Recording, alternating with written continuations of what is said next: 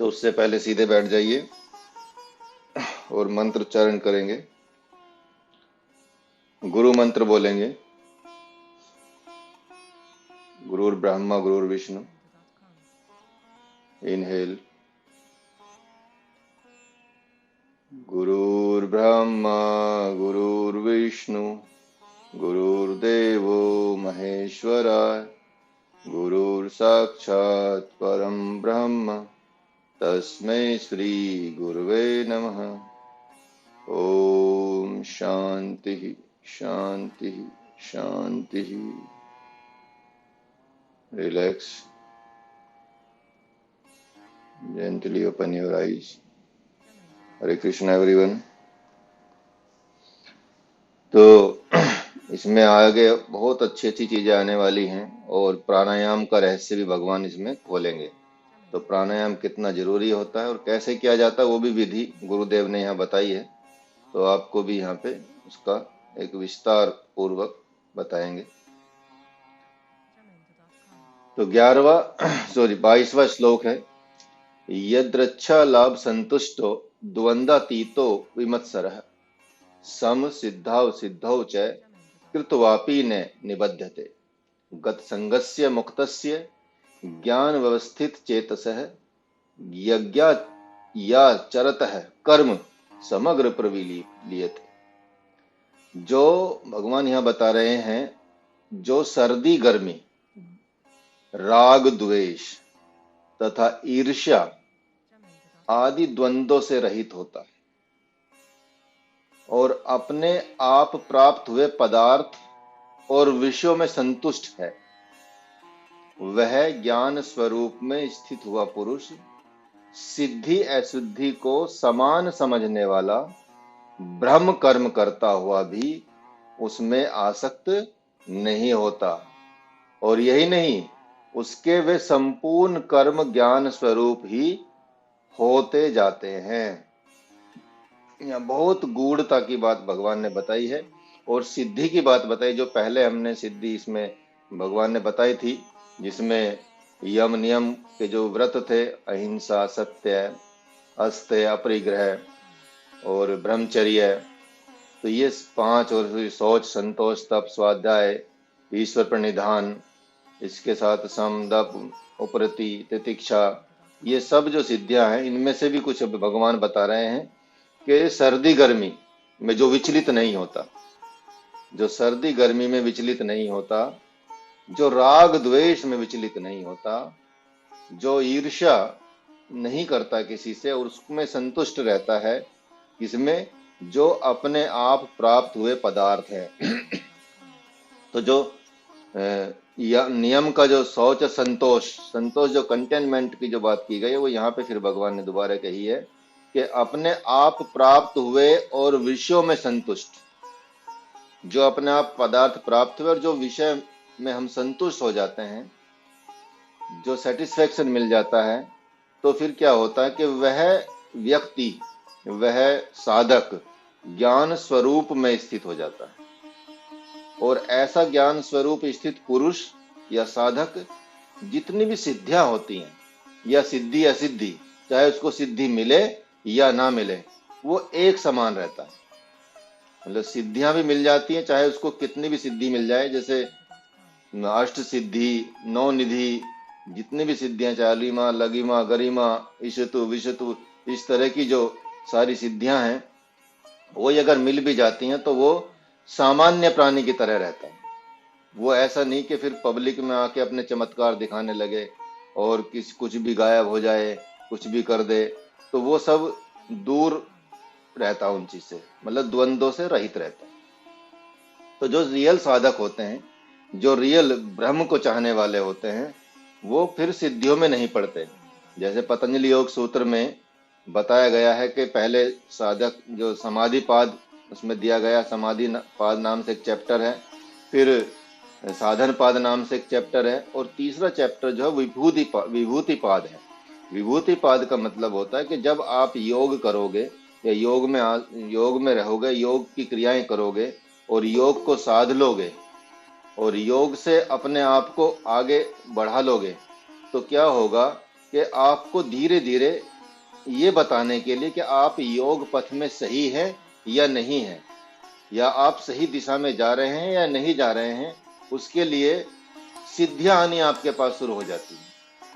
तो उसका मतलब ये होता है कि आप सही रास्ते पे हैं। ऐसा नहीं होता कि वहां अटक जाए, क्योंकि आपको आगे कैवल्य तक जाना है, और कैवल्य तक वही जा पाएगा जो विभूति पाद में नहीं अटकेगा, जो सिद्धियों में नहीं अटकेगा, जो उनको भी एक नॉर्मल चीज मान के चलेगा कि ये तो रास्ते के पत्थर है, मील के पत्थर हैं, जो आने ही है, तो वहां नहीं रुकना है। तो वही व्यक्ति ब्रह्म को प्राप्त कर सकता है, वही व्यक्ति ईश्वर को प्राप्त कर सकता है। और यही बात भगवान यहाँ कह रहे हैं कि जो वह ज्ञान स्वरूप में स्थित पुरुष सिद्धि असिद्धि को समान समझने वाला ब्रह्म कर्म करता हुआ भी उसमें आसक्त नहीं होता, उन चीजों में आसक्त नहीं होता, उसका सिर्फ ब्रह्म कर्म चलता रहता है। और यही नहीं, और उसके जितने भी संपूर्ण कर्म है वो ज्ञान स्वरूप ही हो जाते हैं। चाहे वो कुछ भी करेगा, बोलेगा, चालेगा, बात करेगा, उसकी जो क्रियाएं रहेंगी वो सब ब्रह्म कर्म के अनुसार ही रहेंगी, ज्ञान स्वरूप ही होती जाएंगी। ठीक है, तो ये भगवान यहाँ द्वंद्व से रहित होने के लिए बता रहे हैं। विचलन होना का मतलब नहीं है, विचलित ना करें अपने माइंड को, क्योंकि जितना भी मस्तिष्क विचलित होगा उतना ही राग द्वेष में पड़ेगा, उतना ही गर्मी सर्दी के चक्कर में पड़ेगा, और उतना ही मतलब बचाव रखना अपनी जरूरी है, शरीर की सुरक्षा रखना बहुत जरूरी है। ये तो भगवान ने भी कहा है कि योग जो सिद्ध होगा वो ऐसे व्यक्ति का होगा जो एक सम स्थिति में रहता है, समत्व योग उच्चते, समान स्थिति में रहता है। तो उस स्थिति में रहते रहते ही आपका योग सिद्ध होगा। आपका योग कभी ऐसा नहीं होगा कि आप बिल्कुल भूखे रहने लगे और व्रत कर ले और चिल्ला खींच ले कि हाँ 15 दिन तक कुछ खाऊंगा नहीं। उसका भी भगवान ने मना किया कि उसका भी योग सिद्ध नहीं होता, उसको भी भगवान नहीं मिलते। और बहुत सोने वाले का भी, कुंभकर्ण जैसे का भी योग सिद्ध नहीं होता, बहुत खाने वाले का भी योग सिद्ध नहीं होता, बहुत भूखा रहने वाले का भी योग सिद्ध नहीं होता, बहुत जागने वाले का भी योग सिद्ध नहीं होता। तो भगवान ने यहाँ तो एकदम सब क्लियर कर दिया कि देखो सिंपल सी साधारण जीवन जियो और अपने जो स्वरूप है उसको बदल लो, अपने ज्ञान को ज्ञान स्वरूप में स्थापित कर लो। और इन चीजों से एकदम जैसे कमल का पत्ता रहता है, पानी में रहने के बाद भी वो पानी उस पर स्पर्श नहीं करता या उससे उसमें नहीं मिल पाता। इसीलिए आप चाहे वो आपके ऐश्वर्य मिल जाए, चाहे राग मतलब किसी तरह की भी चीजें मिल जाएं, आपको उसमें इन्वॉल्व नहीं होना है। जो सिद्धि असिद्धि है उसमें भी समान रहना है, यहाँ ये भगवान बता रहे हैं। तो यहाँ लगता है कि भगवान ने संतों को भिक्षावृत्ति से जीवन यापन करने से जो इसलिए मना किया है क्योंकि कलयुग में भगवान को पता था, क्योंकि यहाँ पे कुछ और बातें बताई हैं भगवान ने जिसमें कुछ कुछ चीजें आएंगी।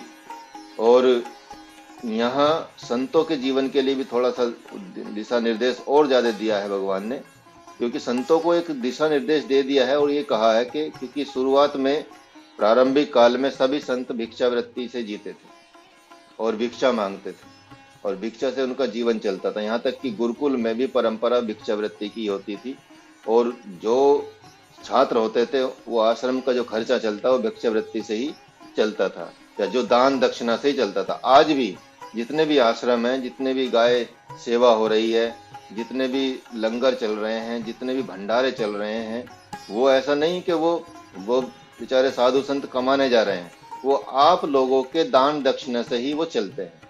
और कुछ कुछ लोग जो बड़े बड़े दानी होते हैं, ज्ञानी होते हैं, ध्यानी होते हैं, उनसे वो सब सिस्टम चलता है। तो वो इतना बड़ा जो धर्म की रक्षा हो रही है वो गृहस्थों के दान दक्षिणा से ही होती है। गृहस्थों के जो उनकी खून पसीने की कमाई होती है उससे वो फलीभूत होते हैं, उससे वो संपन्नता को प्राप्त होते हैं। इसलिए वो लग्जरी में नहीं जाती। वो किसी भी आश्रम में आप जाके मोस्टली देखेंगे, जो मतलब कुछ कुछ आश्रमों को यदि छोड़ दें, लेकिन ज्यादातर आश्रम में देखेंगे आप बेसिक जरूरतें सिर्फ मिलेंगी आपको। बेसिक खाना मिलेगा, बेसिक रहना मिलेगा, एकदम बेसिक लेवल पे सब चीजें मिलती हैं। क्यों मिलती हैं? क्योंकि वो लग्जरी में पैसा खर्च नहीं करते, वो सीधा उतना खर्च करते हैं उसमें जितना उनको आता है, उसी हिसाब से वो धीरे धीरे उसमें तरक्की करते जाते हैं। तो यहाँ भगवान यही बता रहे हैं कि संतों को भिक्षावृत्ति से जीवन यापन करने से लिए इसलिए मना कर दिया था भगवान ने कि आप भिक्षावृत्ति बंद करो और सीधा जो दान यहाँ आए उसी से आप संतुष्ट रहें। फिर भी लेकिन जो सम्मान करने वाले गृहस्थ हैं वो तो साधुओं का सम्मान करते ही हैं, संतों का सम्मान करते ही हैं, भिक्षा मांगने वालों का सम्मान करते ही हैं। और उन्होंने इसलिए ये बात कही थी भगवान ने क्योंकि कल युग में गृहस्थ आश्रम में भगवान ने बताया कि ऐसे लोग बसेंगे जो मतलब आकाश वृत्ति से जो कुछ भी मतलब जो मिल जाता है साधुओं को वो भी उनको उपलब्ध नहीं करा पाएंगे, क्योंकि गृहस्थ आश्रम में आप भगा देते हैं। जैसी कोई साधु संत आता है उसको देख के भगा देते हैं, क्योंकि उनको खुद चाहिए। वो 2 रुपए 4 रुपए 10 रुपए भी या कुछ अन्न भी नहीं भेंट करना चाहते। ऐसे बहुत लोग आपको देखने को मिल जाएंगे।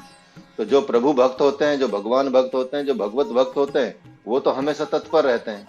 तो वो तो चाहते रहते हैं कि कब कौन मतलब मिले ऐसा व्यक्ति कि हम किसी को कुछ दे सकें। तो इसलिए भगवान ने मना किया है। और नहीं तो क्या है, आकाश वृत्ति से जो कुछ भी फल फूल अन्न वस्त्र मिल जाए उसी में संतुष्ट होकर भजन साधन करना है। ये भगवान ने बात बता दी है यहाँ पे। आकाश वृत्ति उसको बोलते हैं कि वो किसी से मांगते नहीं है। आकाश वृत्ति के जो साधु संत होते हैं, जैसे हमारे गुरुदेव मोस्टली आकाश वृत्ति में ही रहे हैं। अजगर वृत्ति का मतलब होता है कि वो एक ही जगह रहेंगे, वहां आ जाएगा कुछ तो खा लेंगे, नहीं आएगा तो नहीं खाएंगे। आकाश वृत्ति का मतलब कि वो चाहे घूमेंगे फिरेंगे चाहे भी जाएंगे, लेकिन वो किसी से मांगेंगे नहीं, वो भिक्षा वृत्ति नहीं करेंगे। हाँ, किसी ने बुला के खिला दिया कि अच्छे साधु जा रहे हैं, लो भैया प्रभु ये लीजिए, थोड़ा दान ले लीजिए, कुछ खा लीजिए, तो वो आकाश वृत्ति है। अगर नहीं मिलेगा तो नहीं खाएंगे, सिर्फ भगवान के भरोसे वो चलते हैं, उसको आकाश वृत्ति कहते हैं। इसलिए भगवान ने यहाँ यदृच्छला लाभ संतुष्ट उसको कहा कि जो मिल जाए उसमें संतुष्ट रहे, नहीं मिले तो भी संतुष्ट रहे। तो ऐसे कई साधु संत मिलेंगे, जैसे मतलब हमारे गुरुदेव तो उनमें से आते ही हैं, लेकिन जो मस्तराम बाबा गुरुदेव के आश्रम के बराबर में, ऋषिकेश वाले आश्रम के बराबर में ही मस्तराम बाबा का आश्रम है। तो वहाँ वो गुरुदेव के साथ वाले ही साधु संत थे। तो वो मतलब ऐसा जीवन जीते थे कि वो यदि उनको कोई रोटी 4 रोटी मिल भी गई कहीं से तो वो 2 रोटी खा लेते थे, 2 रोटी संभाल के रख लेते थे। और वो कई बार सूख भी जाती थी उनकी रोटी, तो गंगा जल में भिगो के पहले उसको सॉफ्ट करते थे, तब उसको खा लेते थे। तो इतने संतुष्ट रहते थे वो, मतलब सूखी रोटी में भी उसको डुबो लिया गंगा जल में, और जब वो फूल गई तो उसको खा लिया। और यदि कभी किसी ने कोई हलवा दे दिया या कुछ गुड़ दे दिया तो समझो उनकी तो वो बड़ी पार्टी मानते थे उस चीज को। तो इतने वो संतुष्ट रहते थे, और तभी उनके अंदर ऐसे ऐसे लोगों के अंदर वो पावर आती है, भगवान फिर अपनी शक्ति उनको दे देते हैं। तो ये भगवान ने यहाँ बताया है कि भगवान ने संतों को भिक्षावृत्ति जीवन यापन से इसलिए मना कर दिया क्योंकि कलयुग में गृहस्थ आश्रम में लोग ज्यादा उनको देंगे नहीं। ये उनको पता था कि कलयुग में ऐसी चीजें आएंगी। और अभी वो हर चीज में आप आज भी देखेंगे समाज में लोग सिगरेट पे, बीड़ी पे, नशे पे, दारू पे, मांस पे, मच्छी पे और पार्टी पे, मतलब इतने विलासिता में इतना खर्च कर देते हैं, इतना खर्च कर देते हैं। और यदि कोई किसी को बोले कि जी हाँ 100 रुपये दान दे दीजिए इस आश्रम में, या ये गाय की रक्षा कर दीजिए या कुछ कर दीजिए, तो फिर उनके दम सूख जाता है कि भाई मेरा पैसा वहाँ क्यों चला जाए। तो जबकि उससे उसका कई गुना होके लौटेगा, लेकिन वो चेतना भगवान खत्म ही कर देते हैं। जब ऐसे मूड बुद्धि लोग होते हैं तो वो चेतना ही समाप्त कर दी जाती है। तो यही बात भगवान ने यहाँ पे बताई कि आप संतों को ये बता दिया कि आप आकाश वृत्ति से रहें, अजगर वृत्ति से रहें, और जो कुछ मिल जाए वो खाएं, नहीं तो प्रकृति में बहुत सारी चीजें, फल फूल और यदि अन्न वस्त्र मिल जाते हैं तो वो ले लीजिए। तो उसी में संतुष्ट होकर साधन और भजन करना है। तो ये एक छोटी सी स्टोरी भगवान यहाँ बता रहे हैं गुरुदेव कि एक जगह एक समय 4 संत गांव के रास्ते कहीं जा रहे थे, और किसी बुद्धिमान ने कहा, किसी व्यक्ति ने उनको कहा कि क्या मुचंडे जा रहे हैं, घी दूध खा खाकर तोंद निकल गई है, फल फूल कचर रहे हैं, बड़े मजे हैं इनके, न बाल बच्चों की चिंता है और न देश प्रदेश की चिंता, बस खाओ पियो सो और सबको उल्लू बनाते रहो। तब तक बड़े जोर का एक चांटा जड़ते हुए उस दूसरे पुरुष ने कहा कि तेरी रोटी खाकर मोटे हुए हैं क्या? कभी रोटी खिलाई है तूने इनको? चांटा खाने वाले ने क्रोध में आकर कहा कि तेरे बाप लगते हैं क्या कि तुझे लग रहा है? ऐसा सुनते ही लात मुक्कों से धुनाई करते हुए उस धर्म रक्षक ने कहा कि बाप नहीं लगते, बल्कि बाप के भी बाप लगते हैं। तो ऐसे भी लोग यहाँ मिलते हैं समाज में कि वो उनको गाली देते हैं, देखते हैं कि अरे ये तो बड़ा मुस्टंडा होया हुआ है, इतना खा रहा है पी रहा। भाई जब मांग रहा है कोई आपसे तो उसकी तो आपको उसमें तो डिसीजन ही मतलब आपको सोचना भी नहीं चाहिए डिसीजन लेने के लिए। आपकी संपत्ति तो मांग ही नहीं रहा आपसे, अकाउंट में तो पैसे मांग नहीं रहा कि ये 1 करोड़ रुपए दे दीजिए, लाख रुपए दे दीजिए। उसको तो 10-5 रुपए जो उसकी क्षमता है आपके हिसाब से 5 रुपए 10 रुपए या कुछ खाना उतना ही देना होता है। उसमें यदि आप उसको दुत्कारने लगे, वो करने लगे, तो ये फिर आपकी बहुत बड़ी एक तरह से मूर्खता मानी जाती है। तो यही ये बताया है भगवान ने कि द्वंद्वातीतो विमत्सर है। तो इस प्रकार जगत में मान अपमान का भी अवसर आएगा। संतों को ये बोला है कि ऐसे ऐसे लोग भी आपको मिलेंगे जो आपका अपमान भी करेंगे और बहुत कुछ मान भी करेंगे, अपमान भी करेंगे और मान भी करेंगे। और द्वेष ईर्ष्या का भी अवसर आएगा। लेकिन आप तो संतुष्ट रहना है, आपको क्या करना है, आपको सेटिस्फाई रहना है। कोई मान करे, कोई अपमान करे, कोई ईर्ष्या करे, कोई द्वेष करे, उससे कोई आप पे फर्क नहीं पड़ना चाहिए, क्योंकि आप तो भगवत भक्त में लगे हुए हैं। तो आप यदि संतुष्ट रहेंगे तो आपसे जो असंतुष्ट है कभी न कभी उसकी तो धुनाई हो ही जाएगी, नहीं तो भगवान कर ही देते हैं।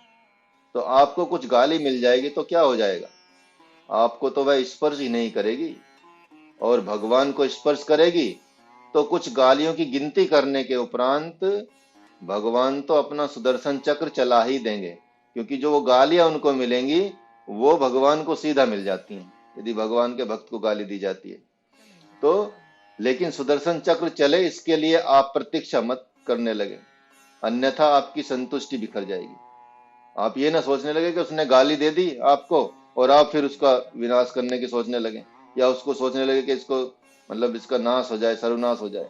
वो फिर आपकी संतुष्टि बिखर जाएगी, फिर भगवान आपको नहीं मिलेंगे, फिर आप ना तो द्वंद्वातीत हो पाएंगे और ना विमत्सर ही हो पाएंगे। मतलब इस तरह की भावनाएं आपके अंदर नहीं पनप पाएंगी कि आप सेटिस्फाई रहें अपने जीवन से, अपनी संतुष्टि इसमें रहे, तब नहीं हो पाएगा। तो यही भगवान ने कहा है कि ज्ञानावस्थित चेतस है, जो ज्ञान में स्थित हो गए हैं लेकिन शक्ति में स्थित है ही नहीं। और ज्ञान में स्थित होना और शक्ति में स्थित होना ये दोनों बात हैं। कोई तो शक्ति में स्थित रहते हैं, ज्ञान में नहीं, और कोई ज्ञान में ही स्थित रहते हैं, शक्ति में नहीं। हाँ, कोई कोई होते हैं जो ज्ञान और शक्ति दोनों में स्थित होते हैं और वे जगत के लिए बड़े सार्थक व्यक्ति होते हैं। तंत्र शक्ति, मंत्र शक्ति, योग शक्ति, यज्ञ शक्ति, इन्होंने जगत में बड़ी प्रसिद्धि पाई है इन चीजों ने। इसलिए आप देखेंगे जो तंत्र मंत्र टोने टोट के ये यज्ञ शक्ति में जो लोग लगे रहते हैं, लेकिन ये क्या है, सारी शक्ति क्या क्षणिक है, ये कुछ कुछ टाइम के लिए होती है, अनित्य है, इनका कभी अस्तित्व नहीं होता ज्यादा दिन टाइम के लिए। इनकी एक शक्ति होती है, खत्म हो जाती है, फिर उसके लिए प्रयास करना पड़ता है, फिर आ जाती है। अतः उस शक्ति में स्थित हुआ पुरुष शक्ति का ह्रास होने पर पुनः उसी जगह खड़ा हो जाता है जहां से शक्ति में स्थित होने की कामना को लेकर चला था। अतः वह पुरुष, वैसे पुरुष के लिए भी भगवान बिना ज्ञान में स्थित हुए व्यवहार में प्रवृत्त होने को मना करते हैं। इसलिए ज्ञान में स्थित होना अति आवश्यक बताया गया। जब आपके पास ज्ञान होगा तभी, यदि विवेक होगा, ज्ञान होगा, तभी आप अपनी शक्ति का, अपनी सामर्थ्य का सही सदुपयोग कर पाएंगे, क्योंकि ज्ञानहीन शक्तिमान पुरुष से हानि विशेष होती है। किसी को भगवान ने ताकत दे दी शरीर की और बुद्धि दी नहीं, तो वो तो कहीं भी टक्कर मारता फिरेगा, कहीं भी झगड़ा करता मिलेगा। आपको ऐसे लोग बहुत मिलेंगे जिनको अपने शरीर का घमंड होगा और वो तुरंत के तुरंत, मतलब आज तो सड़कों पे बहुत देखने को मिलते हैं, आपको आप मिलेंगे आपको। जैसे किसी की गाड़ी थोड़ी सी टकराई तो जो ताकतवर होगा वो उस पर चढ़ जाएगा आके, वो एकदम उसको मारने को, पीटने को, मतलब एकदम उतारू हो जाएंगे। अभी 2-4 दिन की घटना है कि एक बेचारे की हल्की सी, मतलब वो गलत रॉन्ग साइड आ रहा, दूसरा बंदा जो पावरफुल लोग थे, 4-5 बैठे थे गाड़ी में, और उसकी गाड़ी से वो थोड़ा स्क्रैच हो गया और उसको बस पीटने लगे, सीधा उतरते ही पीटने लगे। भाई गाड़ी है, सड़क पे चलती है, चीजें लगती भी हैं, उड़ती भी हैं, उसमें इतनी बड़ी समस्या की बात क्या, जबकि नुकसान भी नहीं हुआ कुछ ऐसा। तो ऐसे लोग आपको मिलेंगे। तो ज्ञानहीन शक्तिमान पुरुष से हानि विशेष हो जाती है और लाभ बहुत कम होता है। महर्षि विश्वामित्र, दुर्वासा, सौभरी आदि ऋषि साधना काल में मंत्र शक्ति में स्थित हो गए, और जिसका परिणाम आपको पता ही कि विश्वामित्र ने बड़े बड़े मतलब काम किए।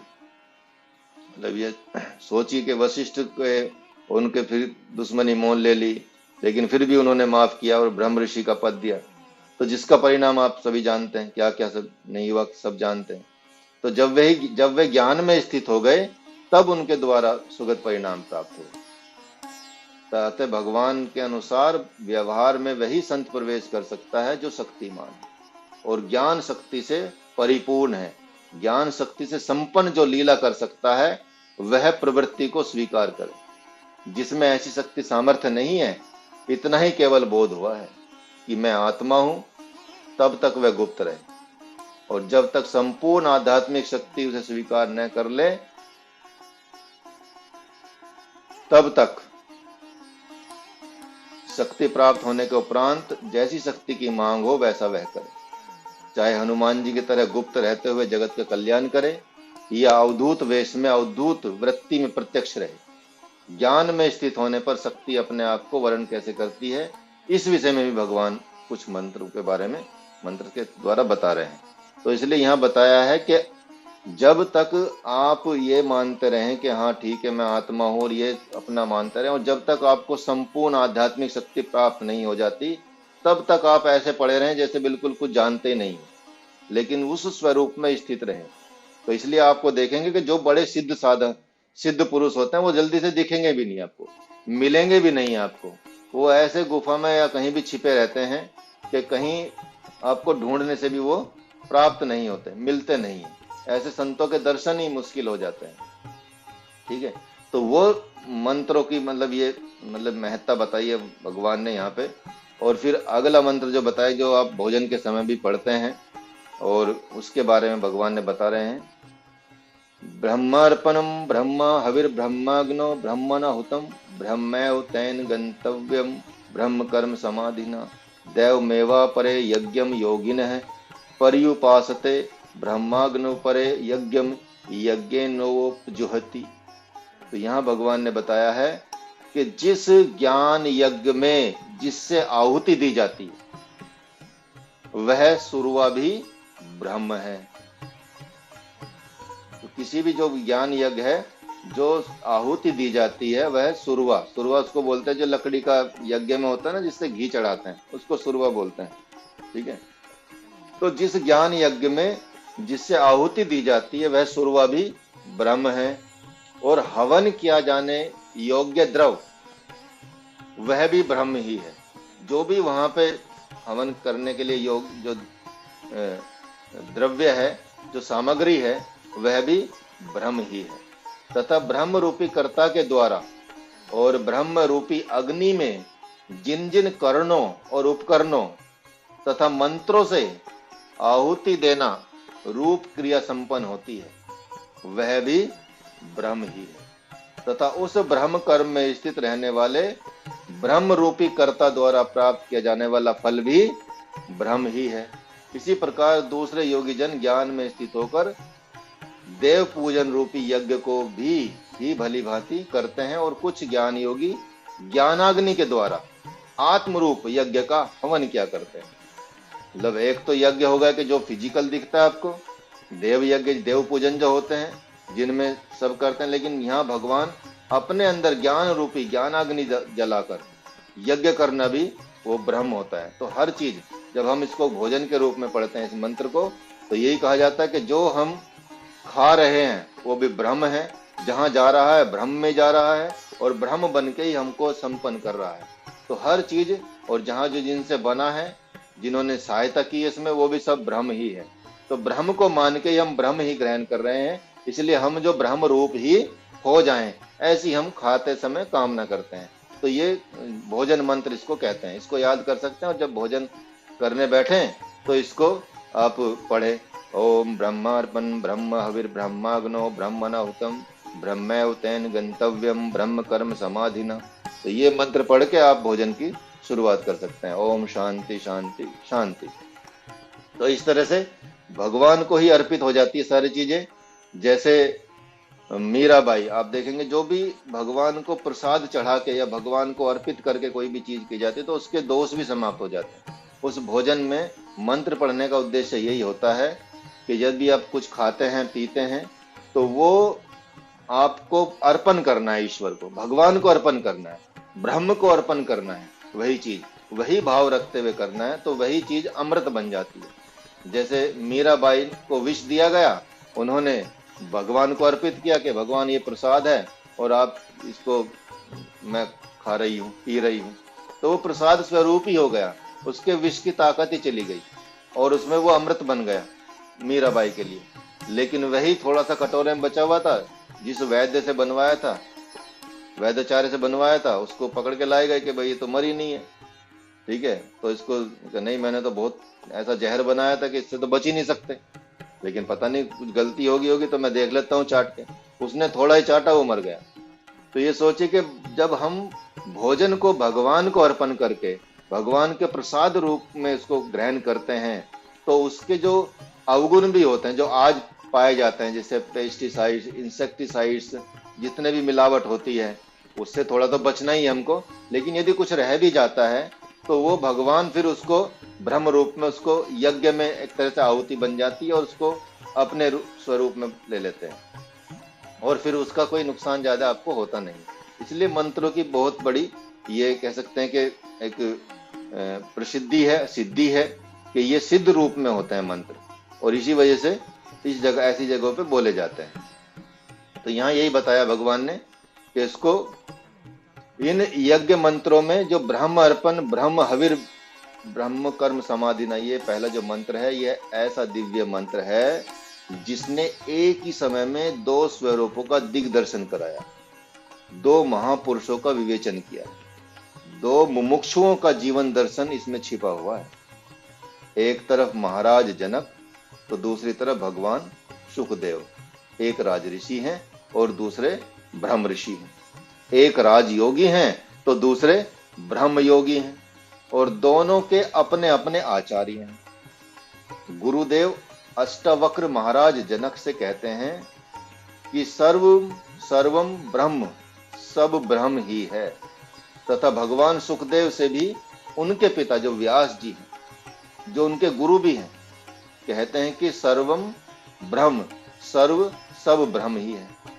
तो जो भगवान सुखदेव, जिन्होंने राजा परीक्षित को 7 दिन में श्रीमद् भागवत की कथा सुनाकर मोक्ष प्रदान किया, और आप देखेंगे श्रीमद् भागवत की कथा आज भी 7 दिन की ही चलती है, तो वो वेद व्यास जी के, जिन्होंने महाभारत लिखा, उनके पुत्र थे, ठीक है, और वो सन्यासी बन गए। तो पिता वेद व्यास जी और उन्होंने भी सर्व ब्रह्म कहा है, और अष्टावक्र जी ने भी सबको ब्रह्मी कहा। तो ऐसा सुनकर भगवान सुखदेव ने सुमेरु पर्वत पर ज्ञान समाधि ले ली, और दूसरे ने अर्थात महाराज जनक ने भी सुना कि सब ब्रह्म ही है। तो गुरुदेव अब सन्यास, मैं अब सन्यास लेता हूं। तब गुरुदेव अष्टावक्र ने कहा कि सब ब्रह्म है तो क्या राज सिंहासन ब्रह्म नहीं है? जब जनक ने बोला कि ठीक है मैं सन्यास ले लेता हूं, अब राज्य नहीं चलाऊंगा, तब अष्टावक्र जी ने उनको बताया, उनके गुरुदेव ने, कि ऐसा नहीं है, आपको जब हम पहले ही बता रहे हैं कि सब ब्रह्म ही है तो राज सिंहासन भी ब्रह्म ही है, क्या वो ब्रह्म नहीं है? उसको भी आप ब्रह्म मान के ही वहां पे रहिए, वहां बैठिए। क्या इस सिंहासन को, महल को, नगर को, अपने को और प्रजा को तूने जन्माया है? नहीं नहीं नहीं, तुम्हारे सहित राज्य और प्रजा को, सबको ब्रह्म ने ही जन्माया है। जिसने जन्माया तो वही ब्रह्म ही हो गया। तो कुछ भी आपने तो जन्माया नहीं है, आपने तो कुछ उत्पन्न किया नहीं है, क्या आप लगता है कि आपने उत्पन्न किया है? तो ये सारा राज्य भी, प्रजा भी और सब संपत्ति भी, ये सब ब्रह्म ही है। तो इसलिए इसमें ही ब्रह्म स्वरूप होकर जियो। अतः ये सब भ्रम है, इस आकाश को किसी ने प्रकट नहीं किया। अतः अपने आप से प्रकट होने के कारण से निश्चित रूप से यह साक्षात ब्रह्म ही है। और आकाश रूप ब्रह्म से उत्पन्न होने वाली वायु भी अपने आप उत्पन्न होने के कारण से ब्रह्म ही है। और वायु रूप ब्रह्म से अपने आप से उत्पन्न होने वाला अग्नि भी ब्रह्म ही है। और अग्नि नामक ब्रह्म से प्रकट होने के कारण से दिव्य रूप धारण करने वाला, उसके विपरीत स्वभाव और गुण वाला जल भी ब्रह्म ही है। तथा ठीक इसके विपरीत तरल से ठोस रूप में प्रकट होने वाली अपनी शक्ति सामर्थ्य और प्रभुता से संपन्न पृथ्वी भी साक्षात ब्रह्म ही है। तो हर चीज आप जब ब्रह्म ही दिखाई दे रही है तो क्यों ना इसमें स्थित हुआ जाए। और यहाँ तो भगवान अपने स्वरूप को बार बार दर्शाते हैं। वायु है, आकाश है, जल है, पृथ्वी है, ये सब ब्रह्म के ही रूप दिखते हैं। और आपकी सांसें हैं, प्राण है, कहाँ चली जाती है, कहाँ से आ जाती है, आपको खुद पता नहीं है। तो क्या भगवान की उपस्थिति दर्शन नहीं दिखती हमको? तो क्यों नहीं हम ब्रह्म रूप हो जाते? तो ठीक इसी प्रकार पृथ्वी नामक ब्रह्म से प्रकट होने वाले धन धान्य भी, ऐश्वर्य, प्राणी पदार्थ, ये सब ब्रह्म ही है। और यह तो सभी जानते हैं कि जो जिससे प्रकट होता है वह उसी का स्वरूप होता है। गाय से गाय प्रकट होती है, शेर से शेर प्रकट होते हैं, कीड़े से कीड़ा प्रकट होता है, मनुष्य से मनुष्य प्रकट होता है, तो उसी का तो स्वरूप रहता है, वही चीजें उसमें रहती है। तो उसी प्रकार ब्रह्म से ब्रह्म ही प्रकट होता है। और यदि कोई पूछता है कि गाय से ही गाय, शेर से ही शेर, शेर से शेर ही, मनुष्य से मनुष्य ही प्रकट होता है, लेकिन ब्रह्म से ब्रह्म ही न उत्पन्न होकर आकाश उत्पन्न हो गया। तो उसी प्रकार आकाश से आकाश न प्रकट होकर वायु प्रकट हो गया, वायु से वायु न प्रकट होकर अग्नि प्रकट हो गई, और अग्नि से जल, और जल से पृथ्वी प्रकट हो गई। तो हाँ, इसका उत्तर यह है कि गाय, मनुष्य, शेर आदि एक ही रूप वाले हैं, इनके अलग अलग रूप नहीं है। गाय एक ही रूप वाली है, गाय एक है, और इसलिए मनुष्य भी एक ही रूप वाले हैं, शेर भी एक रूप वाले हैं, जितने भी जीवात्मा हैं, जीव जंतु हैं, इसलिए उनके द्वारा उन्हीं के नाम, गुण और धर्म वाली आत्मा उत्पन्न होती है। लेकिन ब्रह्म तो अनंत रूपों वाला है, उसका कोई स्वरूप है ही नहीं। वो तो निर्गुण, निराकार, सगुण, साकार किसी भी रूप में आ सकता है, और अपने एक ही वक्त पे अनेकों, हजारों, करोड़ों, अरबों, खरबों रूप में उत्पन्न हो सकता है। लेकिन ब्रह्म तो अनंत स्वरूप वाला है, इसलिए वह अनंत रूप नाम वाला होकर प्रकट होता है। देवता, मनुष्य आदि नाम तो व्यवहार को संपन्न करने के लिए कहा जाता है। अतः सब ब्रह्म ही है, किसी ने बनाया ही नहीं किसी को, एक तिनका भी नहीं बनाया किसी ने, वह अपने आप प्रकट हुआ है, अतः वह ब्रह्म ही है। तो हे राजन, यह राज सिंहासन भी तूने नहीं बनाया, यह पुरातन काल से चला आ रहा है, जो सप्त ऋषियों के माध्यम से अपने आप प्रकट हुआ, और सप्त ऋषि ब्रह्म के संकल्प होने से ब्रह्म ही है। अतः इनके संकल्प से स्थापित राजा, राजतंत्र तथा प्रजा, ये सब ब्रह्म ही हैं। तो अब अतः तुम भी ब्रह्म ही हो, तुम ब्रह्म रूप कर्ता के द्वारा राजधर्मी सुरवा के माध्यम से प्रजा रूपी ब्रह्माग्नि में सेवा रूपी हवि और ब्रह्म रूपी भाव मंत्र के द्वारा ब्रह्म कर्म रूपी सेवा ही ब्रह्म ही है। तो इस प्रकार तुम ब्रह्म से पृथक देखते हो तो मृत्यु ही देखते हो, काल ही देखते हो, और जब सबको ब्रह्म रूप देखते हो तो ब्रह्म रूपी हो जाते हैं। तो हमको भी जो भी हमारे सामने समाज, संसार दिखाई देता है, वह सब ब्रह्म रूप में यदि हम देखने लगेंगे तो हम स्वयं ही ब्रह्म रूप होने लगेंगे। वो ब्रह्म रूप होए सामने वाला या ना होए, लेकिन आपके अंदर वो शक्ति आने लगेगी कि आप ब्रह्म रूप ही हो जाएंगे। फिर आपके चेहरे पर सदा मुस्कान रहेगी, आपके चेहरे पर सदा एकदम प्रसन्नता रहेगी, प्रसन्नचित्त रहेंगे आप। आपको बड़ी से बड़ी जो घटनाएं भी, समस्या भी आएगी, वो भी चुटकियों में आप उसको सहन कर जाएंगे और ब्रह्म रूप होते देखे जाएंगे। और इसलिए प्रवृत्ति मार्ग को, यज्ञ मार्ग को प्रशस्त करने के लिए जब उन्होंने कहा, अष्टावक्र जी ने जनक को, कि तुम मेरी आज्ञा अनुसार राज सिंहासन स्वीकार कर लो। तो 100 अश्वमेध यज्ञ किया है तूने राजन, परिणाम स्वरूप तुम्हारे स्वागत में देवराज इंद्र भी आए हुए थे, और उनके दिव्य लोक ले जाने के प्रस्ताव को तुमने अस्वीकार कर दिया था। तुम वही हो जब तुमने अपने महल के ऊपरी भाग में टहल रहे थे तो सप्तऋषि तुम्हारे लिए ब्रह्म विद्या का गायन करने चले जा रहे थे। तो इस प्रकार तो तुम दिव्य भाव वाले हो, और अतः अब तुम मन को सुरवा बना लो और बुद्धि रूपी हाथ के द्वारा उसे पकड़ लो, और मैं तू तेरा मेरा को भविष्य समझकर सुरवा के माध्यम से ब्रह्म दर्शन रूपी अग्नि में हवन कर दो। फिर तो कुछ ही समय में तुम सर्वत्र देखोगे कि ब्रह्म ही ब्रह्म के द्वारा एक मधुर क्रीड़ा, एक मधुर विनोद कर रहा है। इस प्रकार ज्ञान में स्थित हुआ कर्मयोगी देवताओं को भी ब्रह्म ही समझ लेता है, और ब्रह्म के संकल्प होने से सुरवा मंत्र और अग्नि ब्रह्म ही है। ये पहला जो मंत्र इसमें आया 22वां, मतलब 24वां, यही अभी चल रहा है। तो इस अभेद दर्शन के कारण से उसका वह यज्ञ भी ब्रह्म रूप ही हो जाता है, और वैसी अवस्था में उसके द्वारा देखना, सुनना, खाना, पीना, सोना, जागना ब्रह्म दृष्टि के कारण से ब्रह्म रूप ही होता है। तो पहले क्योंकि महाराज जनक ने 100 अश्वमेध यज्ञ किए थे, और जिस समय अपने गुरुदेव के कहने से संपूर्ण देव भावना से किए हुए यज्ञों को और ब्रह्म रूप समझकर समर्पित कर दिया, तो परिणाम क्या हुआ कि उसी समय वो ब्रह्म रूप होकर आश्चर्यचकित होकर देखने लगे। उन्होंने सोचा, अरे मैंने देव भावना से यज्ञ किया था, लेकिन अब तो दिखाई पड़ रहा है यहाँ सगुण ब्रह्म के अतिरिक्त कुछ ही नहीं दिखाई पड़ रहा है, नाना तो है ही नहीं।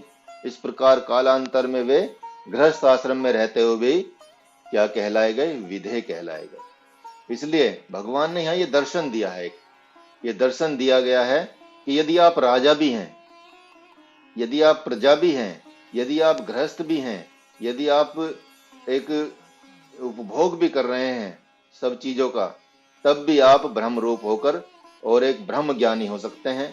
ब्रह्म रूप होकर आप भगवान के दर्शन कर सकते हैं, भगवान को प्राप्त कर सकते हैं। आप गृहस्थ में रह के भी भगवान को प्राप्त कर सकते हैं, आप साधु बन के भगवान को प्राप्त कर सकते हैं, आप सन्यासी बन के भगवान को प्राप्त कर सकते हैं। कोई ऐसी अवस्था नहीं है, जिसका स्वरूप जहां पर स्थित है उसी से वो भगवान को प्राप्त कर सकता है। यहाँ भगवान ये संकेत कर रहे हैं इस मंत्र के द्वारा। तो ब्रह्मार्पण हविर ब्रह्म, तो मानो भगवान कह रहे हैं कि निर्गुण निराकार ब्रह्म ही करता है, और उसका करता कैसे? एकोहम बहुश्याम। भगवान ने संकल्प किया, जब भगवान ने सृष्टि की रचना करनी चाहिए तो उसने एक संकल्प किया, मैं एक हूं और बहुश्याम, बहुत हो जाऊं। यह उनका संकल्प है, सत्य संकल्प है। तो उसका आकाश ही सुरवा है, जिससे हवा, अग्नि, जल, पृथ्वी और सूर्य, चंद्रमा, प्रकाश आदि भविष्य से अपनी मनुष्य, पशु, पक्षी, कीट पतंगे तथा देवता रूपी प्रजा को अपना रूप समझकर ही आहुति दे रहा है। अतः उसकी ब्रह्म रूपता विखंडित नहीं होती, और उस दिव्य ब्रह्मकर्ता के द्वारा दिव्य आहुति देने की परंपरा को देखकर ही भगवान मानो सभी को ये संदेश रूप दे रहे हैं, उपदेश दे रहे हैं कि इस प्रकार के भावना रूप दिव्य मंत्र से ब्रह्माग्नि में हवन करने से ही आप सभी अपनी ब्रह्म रूपता को प्राप्त कर सकते हैं। तो सोचिए, इसलिए मैं ये मतलब बता रहे हैं कि आपको जो बताया मैंने कि ये आप जब भी खाना खाएं, जब भी भोजन करें, जब भी नाश्ता करें, जैसे भी जब भी कुछ खाएं, तो आप ये मंत्र पढ़ के अपने मन में पढ़ लें, यदि लगता कि किसी को। नहीं तो घर में बैठे के जब सब खाना पे टेबल पे बैठे तो ओम ब्रह्मार्पण ब्रह्म हविर ब्रह्माग्नो ब्रह्मणोतम ब्रह्म तेन गंतव्यम ब्रह्म कर्म समाधिना ओम शांति शांति शांति। ये मंत्र यदि रोज पढ़ लें और रोज करते जाएं तो आपके अंदर वो ब्रह्म रूप होने की भावना जन्म लेने लगेगी। और वही भगवान जो प्रसाद आप जो खा रहे हैं उसको भोजन समझ के मत खाइए। भोजन जीव खाता है और प्रसाद संत खाते हैं, और प्रसाद भगवान खाते हैं। तो भगवान पे प्रसाद चढ़ाया जाता है। कभी सोचा कि भगवान पे भोजन चढ़ाया जा रहा है? कभी कहा आपने? कभी नहीं कहा होगा। इसलिए प्रसाद कहा जाता है। इसलिए सभी आश्रमों में कभी भोजन नहीं कहा जाता कि भोजन कर लीजिए। गलती से किसी के मुंह से निकल जाए अलग बात है, अदरवाइज सब लोग आप देखेंगे, जितने भी संत रहेंगे, वहां रहने वाले लोग रहेंगे, बोलेंगे प्रसाद कर पा लीजिए, प्रसाद ग्रहण कर लीजिए, क्योंकि वो प्रसाद वही होता है जो भगवान को अर्पित होता है। तो भोजन ना कीजिए, भोजन के बजाय प्रसाद कीजिए, प्रसाद पाइए, तो आपके घर का भोजन भी प्रसाद बन जाता है। यदि आप इस ब्रह्म रूप में रहते हैं, उस भावना रूप में रहते हैं, उस इसलिए भगवान ने कहा कि इस प्रकार भावना रूप दिव्य मंत्र से ब्रह्माग्नि में हवन करने से आप सभी अपनी ब्रह्म रूपता को प्राप्त कर सकते हैं। तो अब पुनः भगवान यहां बता रहे हैं कि पुनः कर्म योग के अंतर्गत इस मंत्र की स्थापना की जा रही है। माता पिता इस मंत्र के माध्यम से अद्वैत में ब्रह्म यज्ञ कैसे करें, इसको भी थोड़ा देख लें। ये थोड़ा समझने की बात है, साधकों की वाली चीजें बता रहा हूं इसमें, क्योंकि थोड़ी थोड़ी इंक्लूड कर रहा हूं मैं अब धीरे धीरे, क्योंकि आप थोड़े से अब मैच्योर होते जाएंगे इसमें, तो इसमें थोड़ा थोड़ा अब ऐड करते जाएंगे हम इसके मंत्रों में जो साधकों की चीजें हैं, तो वो भी, लेकिन आप अपनी विवेक से इसको समझें। इसलिए इसमें चीजें ऐसी गूढ़ता दी जाएगी जो साधकों के लिए है और आपके लिए भी रहेगी वो। तो यहाँ भगवान चिंतन बता रहे हैं कि माता पिता इस मंत्र के माध्यम से अद्वैत में ब्रह्म यज्ञ कैसे करें, थोड़ा इसको भी देख लेते हैं। वे चिंतन करें कि हम ब्रह्म हैं, मन वाणी एवं शरीर क्या है, सुरवा है, बाल बच्चे कुलगुरु अतिथि तथा दरवाजे पर आए हुए आकाशचारी पक्षी ही ब्रह्माग्नि है, और इनकी सेवा शुश्रूषा करना ही हवन है, भविष्य है। तो ये सब ब्रह्म रूप ही हैं। बच्चे हो गए, बाल बच्चे हो गए, कुलगुरु हो गए, अतिथि हो गए, दरवाजे पर आए हुए आकाशचारी पशु पक्षी जो भी आते हैं, आपकी विंडो पे बैठते हो, आके छत पे बैठते हो, घूमते हो, वो सब ब्रह्म ही है। तो ये सब क्या है, और इनकी सेवा शुश्रूषा करना मतलब उनको हवन कर, उनका जो उनकी सेवा कर दो तो समझो आपका हवन हो रहा है।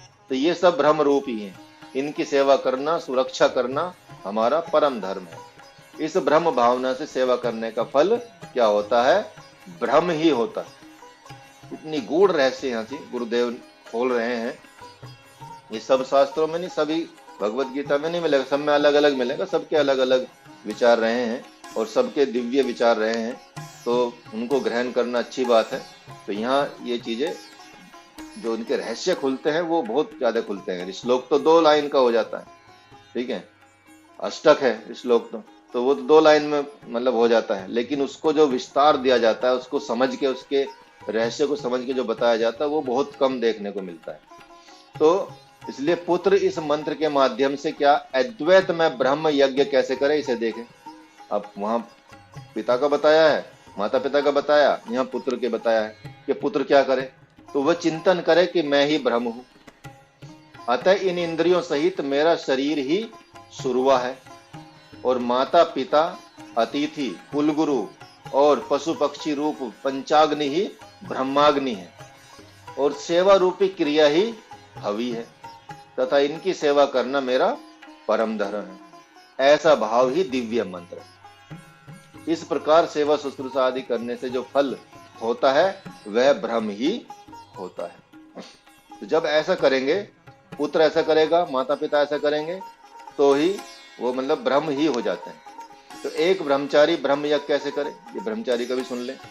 ब्रह्मचारी देखे कि मैं ब्रह्म हूं, शरीर ही मेरी भुजा है, वाणी ही मेरा सुरवा है, और पाठ्यक्रम रूपी विषय ही भविष्य है, चित्त ही ब्रह्माग्नि है, और विद्या अध्ययन रूपी ब्रह्म क्रिया को करना परम कर्तव्य है।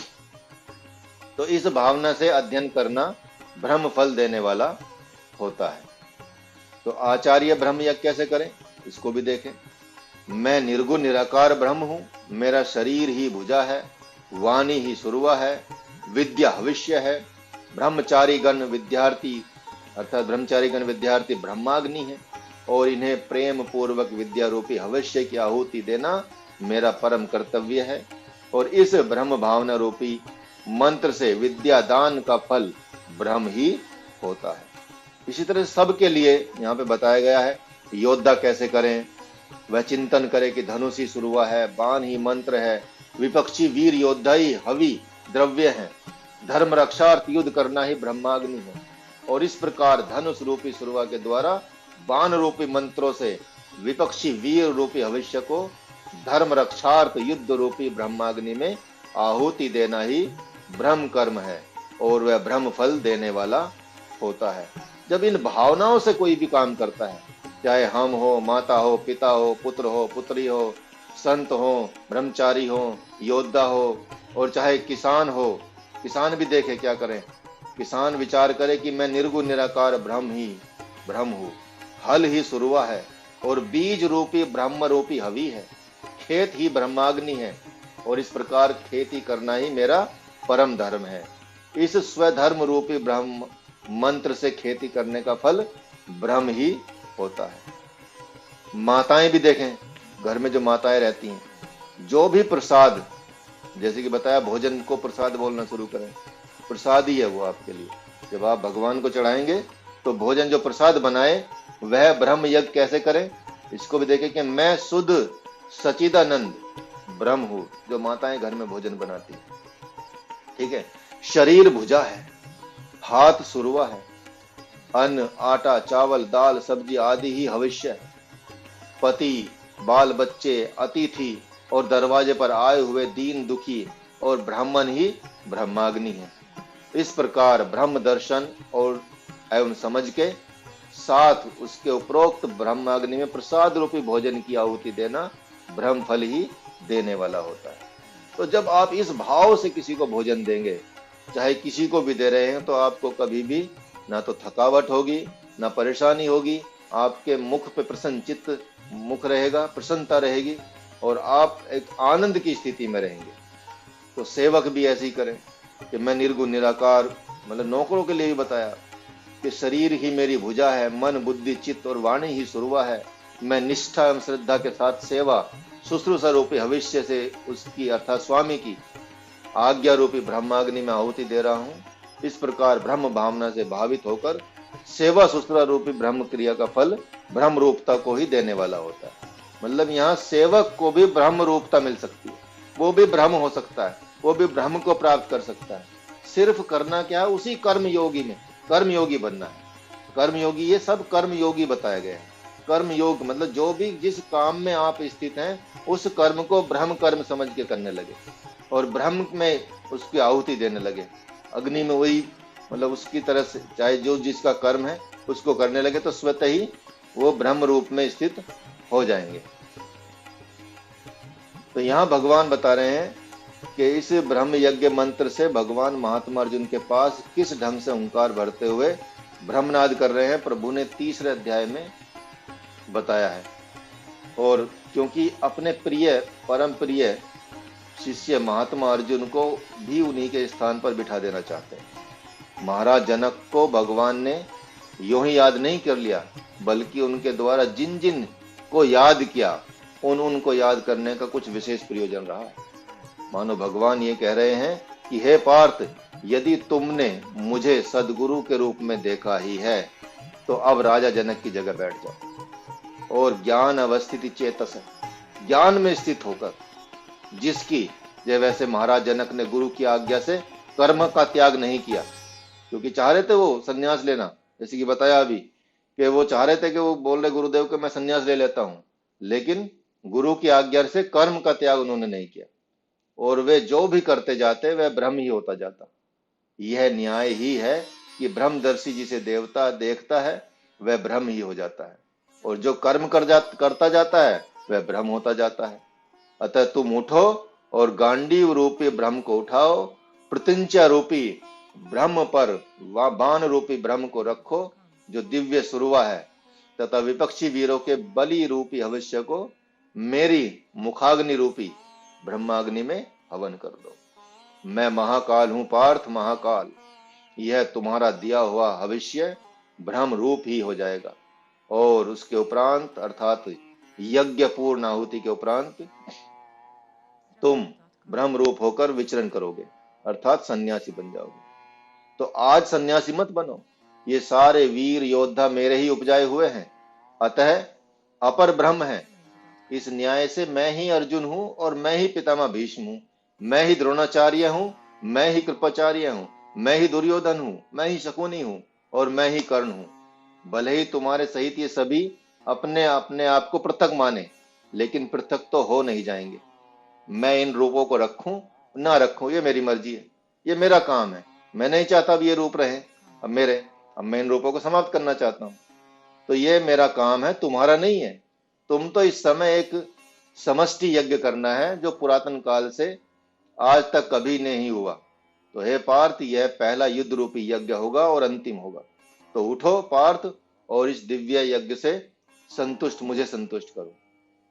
तो यहाँ महात्मा अर्जुन मौन है, जबकि यहाँ पे उनको गांडी उठा लेना चाहिए था। और वे मन ही मन सोच रहे हैं कि जब सब भ्रम ही है तो ये स्वजन भी तो भ्रम ही है, फिर इन्हें पृथक करके मेरे से इनकी आहुति देने को क्यों कहते हैं। तो इस न्याय से तो सर्वप्रथम हम पांचों को बलि ले लेना चाहिए, क्योंकि कौरवों के द्वारा आज तक तो कुछ उत्पात हुआ, हम पांचों के मौन रहने से हुआ। तो धृतराष्ट्र ने प्रश्न किया था संजय से, उसी प्रश्न का महात्मा अर्जुन ने मानो मूक होकर कर दिया भगवान से। तो धृतराष्ट्र ने कहा था संजय से कि क्या ये पितामह ब्रह्म उपासक नहीं है? क्या जितेंद्रिय ब्रह्मचारी नहीं है? क्या द्रोणाचार्य देव उपासक नहीं है? गुरु उपासक नहीं है? कृपाचार्य याज्ञिक नहीं है क्या? और वैदिक नहीं है? इसी प्रकार की कल्पनाएं महात्मा अर्जुन के मन में उठ रही है, जिसे प्रभु ने जान लिया और कहा कि नहीं नहीं पार्थ, नहीं। दैवम वापरे यज्ञम, कुछ योगी जन देव यज्ञ करने वाले होते हैं, लेकिन यदि ज्ञान में स्थित होकर माता पिता गुरु अतिथि आदि जो देवता कहे जाते हैं उनकी ब्रह्म रूप समझते हुए ही सेवा शुश्रूषा रूप कर्म करते हैं, तो वे मानो ब्रह्म यज्ञ ही करते हैं। इसलिए उठो और युद्ध करो। तो यहाँ मानो महात्मा अर्जुन भगवान से कह रहे हैं कि अब तक, मानो भगवान महात्मा अर्जुन से कह रहे हैं यहाँ पे कि अब तक तूने देव यज्ञ किया है, माता पिता भाई गुरुजनों की देवता समझकर पूजा की है, अतः मैं तुम्हारे प्रति अति प्रसन्न हूँ। धर्म तो मेरी आत्मा ही है और तुमने तो सपने में भी धर्म का विरोध नहीं किया। अब भी तुम धर्म की ही बात कर रहे हो। तुम्हारी दृष्टि में स्वजनों का घात करना अधर्मी है, और ऐसा तुम्हारे द्वारा समझना मैं अन्यथा दोष में नहीं ले रहा हूं। इसी धर्म के कारण से तो मैं अति प्रसन्न होकर तुमको देव यज्ञ तक ही सीमित नहीं रखना चाहता, बल्कि ब्रह्माग्नि में ही तुम अपने आप की आहुति दे दो, ऐसा मैं चाहता हूं। इसलिए चलो, तुम सबको ब्रह्म रूप में नहीं देख सकते तो कोई बात नहीं, लेकिन कम से कम तुमने मुझे अपना सदगुरु तो बना ही लिया। अतः तुम मुझ ब्रह्माग्नि की प्रसन्नता के लिए अपने पापात्मा स्वजनों से युद्ध करो। तो यही भगवान अगले मंत्रों के द्वारा पुनः क्या कहना चाहते हैं अर्जुन को, इसको भी कर लेते हैं। 2 मिनट तो हैं, लेकिन हो जाएगा ये। इसके बाद रहेगा आपका प्राणायाम वगैरह का श्लोक आएंगे इसमें। तो श्रोत्रादीनीन्द्रियान्ये संयमाग्निषु जुहति, शब्दानीन विषयान्ये इंद्रियाग्निषु जुहति, सर्वान् इंद्रियान् कर्माणि प्राण कर्माणि चापरे आत्म संयोगनो जुहति ज्ञान दीपिते। कितने साधक स्रोत आदि संपूर्ण इंद्रियों को संयम अग्नि में हवन क्या करते हैं, और कितने साधक शब्द आदि विषयों को इंद्रिय रूपी अग्नियों में आहुति दिया करते हैं। उसी प्रकार कुछ साधक इंद्रियों तथा प्राणों की समस्त क्रियाओं को ज्ञान से प्रकाशित आत्म संयम योग रूपी अग्नि में हवन करते हैं। तो कोई योगी आंख कान नाक जीवा आदि इंद्रियों को संयम रूपी अग्नि में हवन करते हैं। इसका तात्पर्य क्या है? इसका तात्पर्य है कि इंद्रियों को भी आत्मरूप समझकर ही इन पर संयम करना चाहिए, क्योंकि ये इंद्रियां भी तो स्वयं आत्मा का ही संकल्प है। अतः जब तक वे अपने को आत्मरूप नहीं समझते, तब तक उनके द्वारा इंद्रियां सर्वथा संयमित नहीं हो सकती, क्योंकि अपना आत्मा ही अपना कहना मानता है, दूसरा तो मान ही नहीं सकता। इंद्रियां भी जाने कि हमारी आत्मा ही हमारे पर शासन करने चाहती हैं, जैसे पुत्री ही माता पिता के कहने के अनुसार सर्वथा चल सकते हैं, दूसरे के बाल बच्चे अपना कहना क्यों मानेंगे? क्या आप अपने को योगी समझकर, संत समझकर उन्हें वश में करना चाहेंगे तो सर्वदा सदा सर्वदा के लिए आपके वश में नहीं रह सकेंगे। और जैसे ही आप असंयमी होंगे वैसे ही वे भी असंयमी हो जाएंगे। तो इंद्रियों को संयम रूपी अग्नि में आहुति देने का तात्पर्य होता है कि आज से मैं किसी की निंदा नहीं सुनूंगा, आंखों से किसी में दोष नहीं देखूंगा, जिह्वा से अखाद्य पदार्थ नहीं खाऊंगा, इत्यादि इत्यादि। जो भी इंद्रियों के विषय हैं वो संयमित हो जाए, जो भी इंद्रियों के विषय हैं उनको ग्रहण करने की प्योरिटी आ जाए आपके अंदर, तो वो दोष रहित हो जाए। आपकी आंख की दृष्टि दोष रहित हो जाए, आपकी कान का सुनना दोष रहित हो जाए, जीव्य का स्वाद चखना दोष दृष्टि से रहित हो जाए, त्वचा का दोष दृष्टि से रहित हो जाए, तो नाक का दोष दृष्टि से रहित हो जाए। तो यह भी देखा गया कि कोई 12 साल वाणी पर संयम करे, अर्थात 12 साल ये झूठ नहीं बोले, तो वह वाणी से जो भी कुछ कह देगा वह पूरा हो जाएगा। सोचिए कितना बड़ा रहस्य है कि यदि कोई 12 साल अपनी वाणी को संयमित कर ले और वाणी से कभी झूठ न बोले, तो 12 साल के अंदर, 12 साल के बाद वो ऐसा हो जाएगा कि जो भी वो वाणी से कुछ भी बोल देगा वो पूरा हो जाएगा। तो यही वरदान देगा तो वरदान पूरा हो जाएगा, शाप देगा तो शाप पूरा हो जाएगा। और यदि वह कानों से भगवत कथा ही सुने तो भक्ति रूप हो जाएगा, और ज्ञान चर्चा ही सुने तो ज्ञान रूप हो जाएगा। तो महाराज परीक्षित का 7 दिन का शाप युक्त जीवन इसके लिए उपयुक्त उदाहरण है। उनको शाप मिला हुआ था, लेकिन 7 दिन का उनका जो जीवन था वो मतलब एकदम कल्याण हो गया। उन्होंने 7वें दिन मेरी मृत्यु हो जाएगी ऐसा सुनते ही घर से तत्काल संन्यास ले लिया और प्रतिज्ञा की कि आज से कानों से सत्संग ही सुनूंगा, नेत्रों से संत दर्शन ही करूंगा, अन्य समय में भगवान नाम जप और आत्मचिंतन ही करूंगा, तथा भोजन जल और नींद को स्वीकार ही नहीं करूंगा। अतः उन्हीं जैसे कुछ साधक प्रतिज्ञा कर लेते हैं कि मैं इन कानों से कभी किसी काल में जीव की गाथा नहीं सुनूंगा। भौतिक विज्ञान पढ़ना और इतिहास पढ़ना जीव की गाथा सुनना है, उपन्यास पढ़ना जीव की गाथा सुनना है, वैसे ही लोगों के संसर्ग में रहना जीव की गाथा सुनना है। अतः वे प्रतिज्ञा कर लेते हैं कि वाणी रूप अग्नि में आत्मचिंतन रूपी भविष्य की आहुति दूंगा, पैरों से संतों एवं सदगुरुओं के पास जाऊंगा, हाथों से उनकी सेवा करूंगा। ऐसी भावना जब डेवलप हो जाती है तो फिर कोई पूछता है कि गुरुदेव से कि मैं आत्मा हूं।